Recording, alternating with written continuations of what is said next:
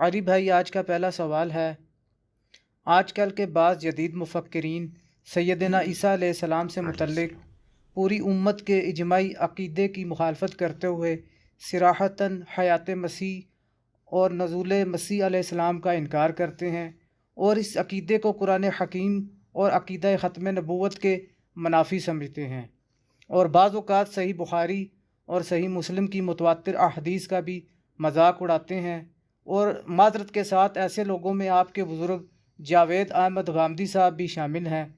Please اس حوالے سے ہماری رہنمائی فرما دیجئے، جزاک اللہ خیرہ۔ جزاک اللہ خیرہ۔ ہم تو جی بزرگوں کے گستاخ مشہور ہیں۔ دیکھیں جی، ایک بات آپ ضروری سمجھ لیں، جو میں اکثر اوقات کئی ایک ویڈیوز میں ریپیٹ کر چکا ہوں، کہ میرا تعلق کسی کے ساتھ جو استاد اور شاگرد کے رشتے میں ہو، خواہ وہ میرے ٹیچرز میں ہو خواہ میرے سٹوڈنٹس میں، کسی کی کوئی بھی بات جو کتاب و سنت کے خلاف ہے، ہم اسے آن کرنے کے لیے تیار نہیں ہیں۔ اور اس سے بھی بڑھ کے میری بھی کوئی بات کتاب و سنت کے خلاف ہو، اجماع امت کے خلاف ہو، آپ اسے ریجیکٹ کر دیں اور مجھ سے ناراض ہونے کی بجائے میری اصلاح کی کوشش کریں۔ انشاءاللہ تعالی اگر بعد میں وزن ہوگا تو ہم انشاءاللہ ضرور ایکسیپٹ کریں گے انشاءاللہ تعالی۔ جہاں تک جاوید احمد غامدی صاحب حفظہ اللہ تعالی کا تعلق ہے، تو ہم ان کی علمی خدمات کی قدر کرتے ہیں، لیکن ساتھ ہی ساتھ جن چند مسائل کے اندر انہوں نے پوری امت سے ہٹ کے کوئی عقیدہ اڈاپٹ کیا ہے، تو اس میں ہم ان سے علمی اختلاف رکھتے ہیں۔ انہی بڑے اختلافات میں سے ایک یہ حیات مسیح علیہ السلام اور نزول مسیح علیہ السلام کا عقیدہ ہے۔ غامدی صاحب کے عقائد اور نظریات سے متعلق آلموسٹ 20 کوسچنز میں نے آپ کو پتہ ہے ایک مجلس ریکارڈ کروائی تھی اسپیشل۔ آپ یوٹیوب کے اوپر جا کے لکھیں جاوید احمد غامدی صاحب کے عقائد اور نظریات اور ساتھ میرا نام لکھ دیں انجینئر محمد علی مرزا، تو وہ ویڈیو کھل کے سامنے آ جائے گی۔ وہ مجلس نمبر 96 تھی۔ اس کی تمہید میں بھی میں نے عرض کیا تھا کہ پہلے اصول اور مبادی آپ نے طے کرنے ہیں کہ اسلام کی بنیاد صرف قرآن حکیم کے اوپر نہیں ہے، بلکہ قرآن کے ساتھ سنت پر بھی ہے۔ یعنی دو سورس آف نالج ہیں، کتاب اللہ اور سنت۔ کسی ایک کو بھی آپ مس کر دیں گے تو پھر آپ پورے کا پورا دین جو ہے وہ مکمل طور پہ حاصل نہیں کر سکتے۔ اب یہ ڈیمانڈ کرنا کہ جی یہ چیز کتاب اللہ میں کیوں نہیں موجود، سنت میں کیوں آئی ہے، یا اسی کی ماڈرن فارم آج کے دور میں صحیح الاسناد احادیث، اور میں اس لیے ان احادیث کو بھی سنت کے درجے میں لے رہا ہوں کہ ان احادیث کے اوپر تواتر ہے اور اہل سنت اور اہل تشیع کا اجماع ہے، کوئی اختلاف نہیں ہے۔ تو یہ بالکل ڈیمانڈ غلط ہے کہ صرف قرآن کے اندر بات ہو۔ اگر آپ یہ اصول طے کریں گے تو دین کا آلموسٹ 80% سے زیادہ حصہ سنت سے ٹرانسفر ہوا ہے، جس کا قرآن میں اس طریقے سے ذکر موجود نہیں ہے، جس میں ٹاپ آف دا لسٹ نماز، جس کی تاکید کم و بیش 100 دفعہ تو قرآن حکیم کے اندر مختلف انداز میں آئی ہے، لیکن قرآن حکیم میں نماز کا طریقہ رپورٹ نہیں ہوا۔ اب نماز کا طریقہ جب رپورٹ نہیں ہوا، اب کوئی شخص یہ اعتراض کرنا شروع کر دے جی کہ نماز کا طریقہ کیوں نہیں رپورٹ ہوا، اتنی امپورٹنٹ چیز تھی، اس قسم کے اعتراضات کرنا شروع کر دے تو وہ قرآن کا مذاق ہی اڑائے گا، نعوذ باللہ من ذالک۔ تو جب نماز جو کہ ایک بنیادی فرض ہے وہ رپورٹ نہیں ہوا، تو اس سے چھوٹی چیزیں جو عقائد اور نظریات سے تعلق رکھتی ہیں وہ اگر رپورٹ نہیں ہوئی ہیں تو اس میں کوئی اس عقیدے کا قصور نہیں ہے، یہ اللہ کی مرضی ہے۔ جو چیز اللہ کی مرضی کے ساتھ طے ہو رہی ہے اس کو آپ اس پہ کوئی قدغن نہیں لگا سکتے، یہ ول آف گاڈ ہے۔ لا یسأل عما یفعل وہم یسألون، سورۃ الانبیاء میں اللہ تعالیٰ نے واضح فرمایا اللہ جو کرتا ہے نا، اللہ کو کوئی نہیں پوچھ سکتا، اللہ تعالیٰ ہر ایک کو پوچھے گا اس نے یہ کیوں کیا۔ کل کو آپ یہ کہیں گے کہ جی دیکھیں جی اللہ تعالیٰ تو عادل ہے، اور عدل کا تقاضا یہ ہے کہ اللہ تعالیٰ کو یہ رول بنانا چاہیے تھا کہ اگر ایک بچے یا بچی کی پیدائش جو ہے وہ عورت کے ذریعے ہوئی ہے تو اگلا بچہ اور بچی جو ہے اس کی پیدائش کا ذریعہ اسی تکلیف سے گزر کے مرد کو بھی بننا چاہیے تھا، تو تب انصاف ہوگا۔ تو اس کے جواب میں آپ کیا کہیں گے کہ ول آف گاڈ ہے، ول آف گاڈ کو تو آپ چیلنج نہیں کر سکتے۔ اب یہاں پر بھی کتاب و سنت دو پیرلل میں سورس ہیں، دونوں انڈیپینڈنٹ سورس ہیں۔ جو شخص بھی کسی ایک سورس کا انکار کرے گا پھر ہم اس سے حیات مسیح علیہ السلام کا عقیدہ ڈسکس نہیں کریں گے، بلکہ حجیت سنت اور حدیث ڈسکس کریں گے۔ اور سنت اتنی اہم ہے کہ یہ قرآن کے دنیا میں نزول سے پہلے کی موجود ہے، اور قرآن اس سنت کو انڈورس کرتا ہے۔ سورۃ البقرہ میں اللہ تعالیٰ فرماتا ہے آیت نمبر 197 میں، الحج اشہر معلومات، حج کے مہینے سب کو معلوم ہے، اور قرآن حکیم نے حج کے مہینے بتائے نہیں ہیں۔ سب کو معلوم ہے، وہ شروع سے چلتے آ رہے تھے، 3 مہینے ہیں، شوال کا، ذیقعدہ کا اور ذوالحجہ کا، یعنی وہ فائنل ایکٹیویٹی تو ذوالحجہ میں پرفارم ہوتی تھی، لیکن باقی 2 مہینے میں لوگ دور دراز سے سفر کا آغاز کر دیتے تھے۔ تو اللہ تعالیٰ میں حج کے مہینے سب کو معلوم ہے، بتائے نہیں نام، وہ سنت میں چل رہے تھے، سنت کو انڈورس کر دیا۔ تو یہ اس چیز کا واضح ثبوت ہے کہ سنت کو، سنت ابراہیمی کو اللہ تعالیٰ قرآن حکیم میں انڈورس کرتا ہے، اور جو تفصیلات سنت کے اندر آئی ہیں اس کو قرآن میں بیان کرنے کی ضرورت ہی نہیں ہے۔ ہاں اللہ کی مرضی ہو تو الگ بات ہے، ضرور کر دے، لیکن ہمارے لیے تو چاہے قرآن میں کوئی بات آ جائے یا سنت کے اندر آ جائے، وہ دونوں ایک ہی ویٹیج کی چیزیں ہیں، ان کو آپس میں کمپیئر نہیں کروانا چاہیے۔ پھر قرآن حکیم میں جتنی بھی آیات اطاعت رسول صلی اللہ علیہ وآلہ وسلم پر ہیں، وہ سب کی سب ہمیں سنت کی طرف رہنمائی کرتی ہیں۔ سورۃ النساء کی آیت نمبر 80 ہے، من یطع الرسول فقد اطاع اللہ، جس نے رسول اللہ کی اطاعت کی گویا کہ اس نے اللہ کی اطاعت کی۔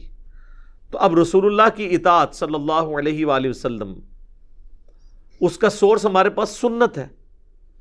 قل ان کنتم تحبون اللہ فاتبعونی یحببکم اللہ، اے نبی تم فرما دو کہ اگر تم اللہ سے محبت کا دعویٰ کرتے ہو تو پھر ان سے فرماؤ کہ میری اتباع کرو، یعنی رسول اللہ کی اتباع صلی اللہ علیہ وآلہ وسلم یہ جسٹیفائی کرے گی کہ آپ واقعی اللہ تعالیٰ کے ساتھ محبت میں سچے ہیں اور پکے ہیں۔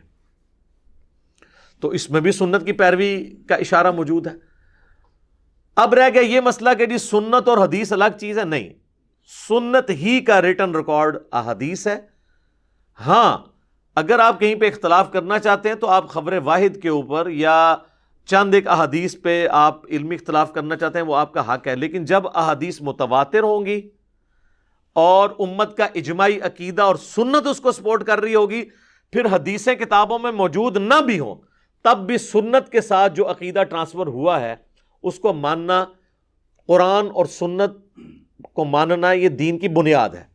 کسی ایک چیز کا انکار کرنا بھی آپ کے ایمان کو خطرے میں ڈال دے گا۔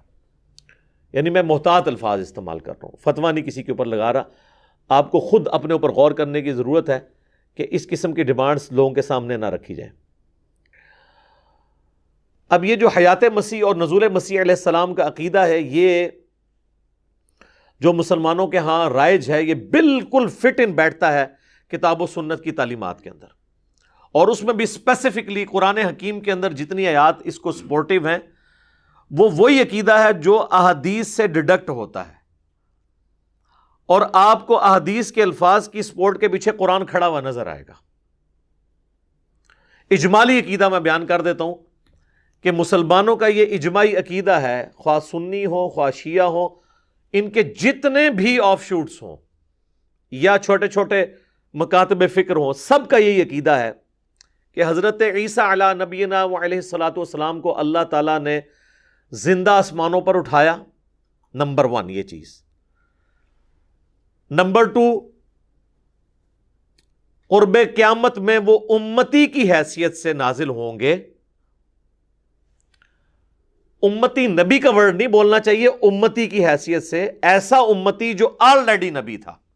امتی نبی نہیں بنا کے بھیجا گیا بلکہ وہ پہلے سے نبی تھے، امتی کی فارم میں آئے۔ دوسرا عقیدہ یہ ہو گیا۔ تیسرا یہ کہ وہ دجال کو قتل کریں گے، چوتھا یہ کہ وہ زمین میں دوبارہ اترنے کے بعد آلموسٹ 40 سال تک اس روئے ارض پہ رہیں گے، شادی کریں گے، ان کی اولاد ہوگی، اور پانچویں چیز، جب وہ فوت ہوں گے تو مسلمان ان کا جنازہ پڑھ کے انہیں روضہ رسول صلی اللہ علیہ وآلہ وسلم کے ساتھ آپ علیہ السلام کی قبر مبارک کے ساتھ دفن کر دیں گے۔ یہ 5 ہیں بنیادی عقائد۔ اچھا، اب ان کی جڑ جو ہے نا وہ موجود ہے قرآن کے اندر بالکل واضح طور پر۔ تو یہ 2 بنیادی عقیدے ہو گئے، ایک ہو گیا حیات مسیح، یعنی حضرت عیسیٰ علیہ السلام کو زندہ اٹھایا گیا ہے، اور دوسرا ہے نزول مسیح، یعنی وہ قرب قیامت میں زمین پر اتریں گے۔ اب باقی جتنی بھی آیات پیش کی جاتی ہے نا سورہ مریم سے، کہ حضرت عیسیٰ علیہ السلام کہتے ہیں کہ جی سلام ہو اس دن پر جس دن میں پیدا ہوا، جس دن میں مروں گا اور جس دن دوبارہ اٹھایا جاؤں گا، یہ آیت پڑھ کے لوگ نزول مسیح کا انکار کر رہے ہوتے ہیں۔ بھئی نزول مسیح سے یہ کہاں ٹکرا رہی ہے؟ تو حضرت عیسیٰ علیہ السلام ہم تو کہہ رہے ہیں ابھی مرے ہی نہیں ہیں، مریں گے، اس کے بعد وہ والے مرنے کی بات ہو رہی ہے جو دوبارہ آنے کے بعد مریں گے۔ پھر کہتے ہیں جی وہ قرآن میں آیت ہے کل نفس ذائقۃ الموت، تو یہ کیسے ہو سکتا ہے حضرت عیسیٰ کو موت نہ آئے؟ او بھائی ہم نے کب کہا کہ حضرت عیسیٰ کو موت نہیں آئے گی؟ ہم کہہ رہے ہیں کہ ابھی نہیں آئی ہے، بعد میں آئے گی۔ اس اعتبار سے تو جبرائیل کو بھی موت نہیں آئی ہوئی ہے، لیکن الٹیمیٹلی ایک دن آنی ہے، تمام فرشتوں کو بھی موت آنی ہے۔ اچھا، اسی طریقے سے وہ کہتے ہیں جی دیکھیں سورۃ المائدہ کے آخری رکوع میں حضرت عیسیٰ اور اللہ کی گفتگو نقل ہوئی ہے، تو اللہ تعالیٰ سے جب وہ ڈسکشن کرتے ہیں، اللہ تعالیٰ ان سے پوچھتا ہے کہ کیا تو نے لوگوں سے کہا تھا کہ لوگ تجھے اور تیری ماں کو الہ مان لیں اللہ کے مقابلے پر؟ تو وہ اپنا ایکسکیوز رکھتے ہیں کہ مجھے کب شایع تھا کہ میں ایسی بات کرتا، جب تک میں ان میں موجود رہا میں ان پر گواہ تھا، اور جب تو نے مجھے اٹھا لیا پھر تو ہی ان پر گواہ تھا۔ وہ کہتے ہیں دیکھیں جی یہاں پر وہ کہہ رہے ہیں کہ جی جب تو نے مجھے اٹھا لیا تو ان پر گواہ تھا، اب یہ تیرے بندے ہیں، چاہے انہیں بخش دے چاہے انہیں عذاب دے۔ تو یہاں حضرت عیسیٰ علیہ السلام کو یہ کہنا چاہیے تھا نا کہ یا اللہ تو نے مجھے جب دوبارہ بھیجا تھا نا تو میں نے ان کی اصلاح کر دی تھی۔ یار واٹ نانسنس دس! اگر ہم حضرت عیسیٰ علیہ السلام کے دوبارہ آنے کو اٹھائے جانے کے 5 منٹ کے بعد دوبارہ آنا مانتے ہوتے تو پھر تو وہ بات یہ کرتے، وہ تو ہزاروں سال بعد دوبارہ واپس آئیں گے، تو وہ کیسے اللہ کے سامنے بات کریں گے کہ یا اللہ تو نے مجھے دوبارہ بھیجا تھا میں نے ان کی اصلاح کر دی تھی؟ وہ تو مر چکے سارے جو گمراہ ہو چکے تھے، یہ تو آنے والے تو ان کی اولادیں۔ تو اب یہ ہے تو یہ بنیادی طور پہ جس کو پنجابی میں کہتا ہوں نا چھڑولے ہیں، یہ دلائل جو پیش کرتے ہیں وہ چوہے چھوڑتے ہیں قرآن حکیم کے منہ میں اپنا لقمہ ڈالنے کے لیے۔ تو میں نے ڈسکس اس لیے کر لیا، وہ کہیں گے جی یہ تمہاری دلیل بیان ہی نہیں کی ہے۔ اس کے علاوہ بھی جتنا کچھ بیان کریں گے نا وہ آپ کو آلموسٹ یہ سننے کے بعد کور ہو جائے گا، اس کے اندر کوئی چیز بچے گی نہیں۔ ایٹ لیسٹ آپ کے اندر یہ کمپیٹنسی آ جائے گی کہ آپ ان کے جو جھوٹے دلائل ہیں، جھوٹے دلائل میں یعنی قرآن حکیم کی آیات کو جھوٹا نہیں کہہ رہا، اس سے جو رزلٹ نکال رہے ہیں، جیسے قادیانی بھی ختم نبوت پہ جب ڈاکہ مارتے ہیں تو ہم ان کے دلائل کو جھوٹا کہتے ہیں، اگرچہ وہ قرآن سے پیش کر رہے ہوتے ہیں لیکن قرآن کو وہ آؤٹ آف کانٹیکسٹ پیش کر رہے ہوتے ہیں، قرآن سے جو غلط مطلب نکال رہے ہوتے ہیں ہم اس کو جھوٹا کہہ رہے ہوتے ہیں، نہ کہ قرآن کی آیت کو جھوٹا کہہ رہے ہوتے ہیں۔ یہ میں اس لیے کہہ رہا ہوں کہ مولویوں کو عادت ہے نا بال کی کھال اتارنے کی، تو اسی تے مولویاں نل رہے ہیں، تو اس لیے وہ سارے گمراہی کے راستے جو ہے نا وہ ساتھ ساتھ بند کر دینا یہ ضروری ہے۔ تو یہ ہو گیا بنیادی عقیدہ مسلمانوں کا۔ اب رہ گئی حکمت کہ انہوں نے قرب قیامت میں آنا کیوں ہے، باقی تو کوئی نبی بھی دوبارہ جو ہے وہ اس طریقے سے اٹھایا نہیں گیا۔ حضرت عیسیٰ علیہ السلام جیسا تو کوئی اور نبی پہلے آپ لے کے تو آئے نا، کہتے ہیں نہیں اور کوئی نبی کیوں نہیں اس طرح اٹھایا گیا؟ سر یہ اٹھایا جانا تو چھوڑ دیں، حضرت عیسیٰ علیہ السلام کی کون سی ایسی چیز ہے جو کسی دوسرے نبی میں پائی جاتی ہے جو ان کی اپنی خصوصیات ہیں؟ بغیر باپ کے پیدا ہونا،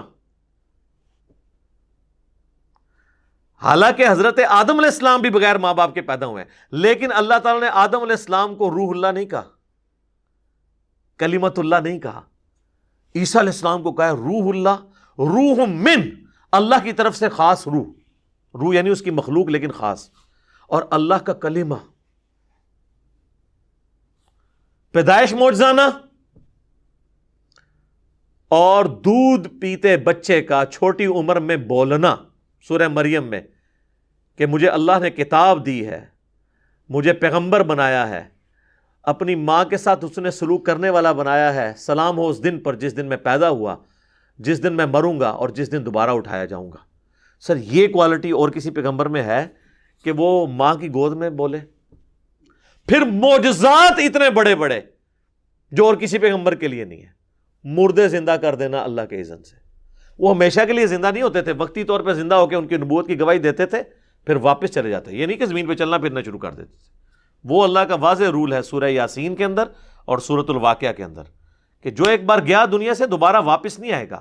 وہ حضرت عیسیٰ علیہ السلام صرف ان کو اللہ کے اذن سے زندہ کرتے تھے، ان کی نبوت کی گواہی دیتے تھے، پھر دوبارہ اسی طریقے سے لیٹ جاتے تھے، دوبارہ نہیں دنیا میں آ سکتے۔ مین رول اللہ کا کبھی بھی وائلیٹ نہیں ہوگا۔ پھر مادر ذات کوڑ کا جو مرض ہے اس کو درست کر دینا۔ اسی طریقے سے اندھے جو تھے مادر ذات یعنی پیدائشی اندھے، ان کو درست کر دینا اللہ کے اذن سے۔ مٹی کی مورت میں پھونک مارنا اور وہ پرندہ بن جانا، یہ معجزات اور کسی پیغمبر کے ہیں؟ تو جس کی پیدائش معجزانہ، جس کے معجزات معجزانہ، کسی اور کو نہیں۔ معجزہ کہتے ہیں عقل کو عاجز کر دینے والی چیز۔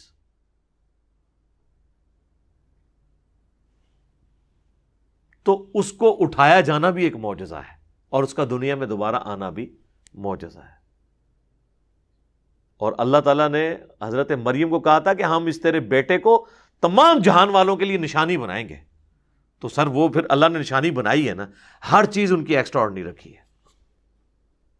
اس لیے یہ ڈیمانڈ کرنا کہ عیسیٰ علیہ السلام کی اور کوئی مثال نہیں، سر عیسیٰ علیہ السلام کی ہم اور مثال کہاں سے لے کے آئیں؟ ان کی مثال تو آدم علیہ السلام بھی نہیں ہے اس اعتبار سے، ایک اعتبار سے تو ہیں کہ آدم کا ماں باپ نہیں تھے، ان کا باپ نہیں تھا، لیکن باقی کوالٹیز کو دیکھا جائے تو کوئی بھی ان کی مثال کا اور شخص ہے نہیں ہے۔ تو اس لیے یہ ڈیمانڈ کرنا بالکل غلط ہے۔ اب آئیں گے دنیا میں کیوں؟ وہ یہودیوں پہ عذاب کی آخری قسط آنی ہے، چونکہ انہوں نے انبیاء کا ہمیشہ انکار کیا ہے۔ یہ ٹروتھ ہے جو اصل اس کے اندر پوشیدہ ہے۔ عیسیٰ علیہ السلام کے اٹھائے جانے کے بعد بھی کئی دفعہ یہودیوں پہ وقتاً فوقتاً عذاب آیا ہے، اس وجہ سے کہ انہوں نے وہ روش چھوڑی نہیں تھی۔ ویسے تو مینلی عذاب کے حقدار تو وہ تھے جو عیسیٰ علیہ السلام پر ظلم کر رہے تھے، لیکن ان کی نسلوں نے بھی یہ سب کچھ نہیں چھوڑا، تو اللہ تعالیٰ نے ان کی نسلوں پہ بھی 70 عیسوی کے اندر ٹائٹس نے حملہ کر کے یروشلم تباہ کر دیا۔ نبی علیہ السلام کی پیدائش سے ایگزیکٹلی 500 سال پہلے صرف ایک دیوار بچی، وہ دیوار گریا جسے کہتے ہیں ویلنگ وال، جس کے آگے وہ یہودی یوں یوں کر کے تورات پڑھ رہے ہوتے ہیں، وہ ہیکل سلمانی کی ایک دیوار سلامت ہے۔ پھر اس وقت سے وہ یہودی نکلے ہوئے ہیں، اب جا کے 1917 میں دوبارہ آباد ہونا شروع ہوئے ہیں یروشلم کے اندر، ورنہ انہوں نے بڑا مشکل پیریڈ دیکھا ہے۔ یہ الگ سے ایک ہسٹری ہے۔ تو وہ ان کے اوپر عذاب کا کوڑا آیا ہے۔ پھر ہماری یہ آپ دیکھیں 20ویں صدی کے اندر کتنا بڑا عذاب کا کوڑا ان پر نازل ہوا ہٹلر کی فارم میں۔ ہٹلر نے جو کچھ کیا وہ ظلم ہے، یہ ذہن میں رکھیے گا۔ اگر کوئی شخص کسی پر ناحق زیادتی کرتا ہے نا، وہ ناحق زیادتی کرنے والا تو مجرم ہوتا ہے۔ ظاہر ہے اللہ تعالیٰ نے تو بنی اسرائیل، سورہ بنی اسرائیل کے آغاز میں فرمایا نا کہ جب بنی اسرائیل نے حق کا راستہ چھوڑا تو اللہ کی طرف سے عذاب ان پر آیا، اور اللہ نے کہا ہم نے اپنے سخت لڑائی لڑنے والے بندے ان پہ مسلط کیے، حالانکہ وہ کافر تھے۔ تو اللہ تعالیٰ کافروں کے ذریعے عذاب دیتا ہے، اس کا یہ مطلب نہیں کہ کافر اللہ کے محبوب ہو جاتے ہیں۔ یہ ہماری امت پہ تاتاریوں کے ذریعے جو عذاب کا کوڑا برسا، تو یہ نہیں کہ تاتاری کو اللہ کے محبوب تھے، نہیں، اللہ تعالیٰ ایک سے دوسرے کو مٹاتا ہے، یہ اللہ کی سنت ہے۔ تو اس چیز کو ذرا ذہن میں رکھنے کی ضرورت ہے۔ تو یہ یعنی ڈیمانڈ کرنا کہ جی آپ کوئی مثال لے کے آئیں اور دوبارہ ضرورت کیا ہے، تو میں نے وہ بھی بتا دیا کہ وہ آخری عذاب کی قسط یہودیوں پر آنی ہے، اور ان کا سربراہ جو دجال ہے وہ قتل ہوگا۔ حتیٰ کہ بخاری اور مسلم میں حدیث ہے کہ نبی علیہ السلام نے فرمایا کہ اگر کسی پتھر کے پیچھے بھی یہودی چھپا ہوگا نا، تو وہ پتھر بھی پکار کے کہے گا ایھا المسلم، ایک حدیث میں الفاظ ہیں یا مسلم، اے مسلم میرے پیچھے یہودی ہے، اسے قتل کرتا ہے۔ یعنی میدان جنگ کی بات ہو رہی ہے، یہ نہیں ہے کہ ہم نے اب یہودی قتل کر دینا جو بھی نظر آئے، میدان جنگ میں۔ اور بخاری مسلم کے الفاظ ہیں اس حدیث میں کہ ایک درخت ہے غرقد، وہ ان کو پناہ دے گا، وہ یہودیوں کا درخت ہے جس کی انہوں نے بہت بڑے پیمانے پہ اسرائیل میں کاشت کی گئی ہے، وہ ان کو پناہ دے گا۔ بہرحال اللہ کا عذاب کا ٹکڑا آخری جو قسط ہے وہ آنی ہے جب انہوں نے دجال کو اپنا پیشوا ماننا ہے. اور اسی لیے ہم دیکھیں مسیح دجال، اس کے لیے بھی احادیث میں آیا ہے. مسیح دجال یعنی دجل کہتے ہیں جھوٹ اور فریب کو، جھوٹا مسیح. یہ ہے عیسیٰ مسیح، یہ سچے مسیح ہیں. یسوع مسیح جن کا ہم ماننے والے ہیں مسلمان یا کرسچنز بھی، وہ ہے جھوٹا مسیح. اسے کہتے ہیں مسیح دجال، جھوٹا مسیح. اور تورات میں موجود ہے ایک مسیح نے آنا ہے، وہ آ کے ان کو دعوت و تبلیغ کر کے چلا گیا، یہودیوں نے ان کا انکار کیا. اب جب دجال آئے گا اس کو اپنا مسیح مان لیں گے، حالانکہ وہ مسیح آ کے جا چکے ہیں، حضرت عیسیٰ علیہ السلام. اب جب دوبارہ آئیں گے تو وہ ان کی مخالفت میں کھڑے ہوں گے، جس طرح ان کے آباء و اجداد ان کی زندگی میں، دنیاوی زندگی میں جو پہلے والی تھی، ان کے مخالفت میں کھڑے ہوئے تھے. یہ ایٹیچیوڈ ان کا یعنی آخری وقت تک رہے گا. تو یہ اللہ تبارک و تعالیٰ نے ایک معجزانہ معاملہ حضرت عیسیٰ علیہ نبینا علیہ الصلوۃ والسلام کے ساتھ رکھا ہے، اور اس امت کے اندر اللہ تعالیٰ ان کے ذریعے دجال کو قتل فرمائے گا. وہ احادیث میں اینڈ کے اوپر ڈسکس کروں گا. بنیادی طور پر میں نے ایک سکیچ آپ کے سامنے رکھ دیا ہے. اب میں قرآن حکیم کی وہ آیات ڈسکس کروں گا تاکہ آپ کو یہ چیز کلیئر ہو جائے کہ جو حیات مسیح کا عقیدہ ہے وہ بھی قرآن میں موجود ہے، نزول مسیح کا عقیدہ بھی قرآن میں موجود ہے، اور ان کا قرب قیامت میں آنا اور حضرت عیسیٰ کا قیامت کی خبر ہونا یہ بھی قرآن کے اندر موجود ہے. اور یہاں پہ میں ذرا قادیانیوں کے حوالے سے بھی بتا دوں، قادیانیوں نے یہ جو ہنگامہ کھڑا کیا نا عیسیٰ علیہ السلام کی موت کا، تو قادیانیوں اور جاوید احمد غامدی صاحب کے عقیدے میں ایک بنیادی فرق ہے. قادیانیوں کا عقیدہ یہ ہے کہ نعوذ باللہ من ذالک عیسیٰ علیہ السلام مر گئے اور ان کی قبر کشمیر کے اندر ہے، جبکہ جاوید احمد غامدی صاحب کا موقف یہ ہے کہ جب یہودی ان پر حملہ آور ہوئے تو اللہ تعالیٰ نے ان کو اسی وقت موت دی اور ان کو جسم سمیت فرشتوں کے ذریعے آسمانوں پہ اٹھا لیا. یعنی موت دینے کے بعد اٹھایا، لہٰذا موت کے بعد اٹھایا تو چونکہ اب وہ انہوں نے ڈاکٹرین یہ بنائی ہے کہ موت کے بعد اٹھایا تو ظاہر پھر تو دنیا میں نہیں آ سکتے. لیکن قادیانیوں والا ان کا عقیدہ نہیں ہے. قادیانی تو کہتے ہیں کہ جی وہ مر گئے، ان کی قبر بھی موجود ہے، تو وہ قرآن کی آیات کا صراحتاً انکار کرتے ہیں. وہ آیات اتنی واضح ہیں کہ غامدی صاحب بھی اس کی تعویل نہیں کر سکے. اٹھائے جانے کا واضح اس کے اندر ذکر ہے، تو انہوں نے بس یہ کر دیا کہ وہ اللہ تعالیٰ نے ان کو موت کی حالت میں اٹھایا. تو وہ آیات میں کور کر دیتا ہوں تاکہ آپ کو یہ ساری باتیں سمجھ آ جائیں. تو میں پہلے وہ 3 کریٹیکل آیات قرآن سے کور کروں گا، 3 مقامات سے. 3 سے زیادہ آیات ہیں لیکن 3 مقام ہیں، اور اس کے بعد اینڈ پہ میں مختصراً وہ 10 احادیث بیان کر دوں گا. چونکہ وہ احادیث عام مسلمانوں کے لیے ہیں، وہ ان لوگوں کے انٹرسٹ کی چیز نہیں ہے کہ جو احادیث کو نہیں مانتے. تو اس لیے میں نے اس مقدمے کو قرآن سے ہی لے کے چلنا ہے، اینڈ پہ میں نے حصول برکت کے لیے وہ چیزیں بیان کر دینی ہے. پہلا ریفرنس ہے سورہ آل عمران کی آیت نمبر 55. اعوذ باللہ من الشیطان الرجیم، بسم اللہ الرحمن الرحیم. اذ قال اللہ یا عیسیٰ، اور یاد کرو وہ وقت جب عیسیٰ علیہ السلام نے، عیسیٰ علیہ السلام کو اللہ تعالیٰ نے فرمایا انی متوفی کا، بے شک میں تمہیں توفی کرنے والا ہوں، پورا پورا لینے والا ہوں. یہ لفظی ترجمہ میں کر رہا ہوں، اصطلاحی معنی میں ابھی نہیں کر رہا اس کا. وَرَافِعُكَ إِلَيَّ، اور بلند کرنے والا ہوں، اٹھانے والا ہوں تجھے اپنی طرف. وَمُطَهِّرُكَ مِنَ الَّذِينَ كَفَرُوا، اور میں تجھے پاک کرنے والا ہوں ان لوگوں کے شر سے جو تیرا انکار کرنے والے ہیں. یہ آیت آگے بھی چلتی ہے لیکن آج ٹاپک صرف اتنا پورشن ہے. تو اب یہ دیکھیں اس میں جو لفظ استعمال ہوا ہے نا متوفی کا، اس کی وجہ سے ہنگامہ کھڑا کیا جاتا ہے جی کہ متوفی جو ہے نا یہ لفظ استعمال کیا جاتا ہے موت کے لیے، حالانکہ موت کے لیے بھی استعمال ہوتا ہے. یہ لفظ جنرل ہے. یہ جو توفا ہے نا قرآن حکیم میں، یہ ایک آیت کے اندر 2 توفا بیان ہوئے ہیں، اور وہ ہے سورہ الزمر کی آیت نمبر ہے 42، 39 نمبر سورت ہے، اس کی آیت نمبر 42. اللہ یتوفی الانفس حین موتها، اللہ ہی ہے جو توفی کر دیتا ہے جان کی موت کے وقت، یعنی پورا پورا لے لیتا ہے. واللتی لم تمت فی منامها، اور جس کو موت کے وقت نہیں لیتا تو نیند کی حالت میں لے لیتا ہے. فَيُمْسِكُ الَّتِي قَضَىٰ عَلَيْهَا الْمَوْتِ، تو جس کی موت مقرر کرنی ہوتی ہے نا، اس کا نفس، اس کی روح اپنے پاس روک لیتا ہے. وَيُرْسِلُ الْأُخْرَىٰ إِلَىٰ أَجَلٍ مُّسَمًّى، اور جس کی زندگی ابھی باقی ہوتی ہے نا، تو اس کی روح اللہ تعالیٰ واپس بھیج دیتا ہے ایک مقررہ مدت تک کے لیے. إِنَّ فِي ذَلِكَ لَآيَاتٍ لِقَوْمٍ يَتَفَكَّرُونَ، اس میں نشانی ہے ان لوگوں کے لیے جو تفکر کرنے والے ہیں. نشانیاں ہیں اس اللہ کے معجزے کے اندر کہ اللہ تعالیٰ موت طاری کر دیتا ہے نیند کی حالت میں بھی، لیکن یہ وہ والی موت نہیں ہوتی ہے جو ہمیشہ کے لیے ہو.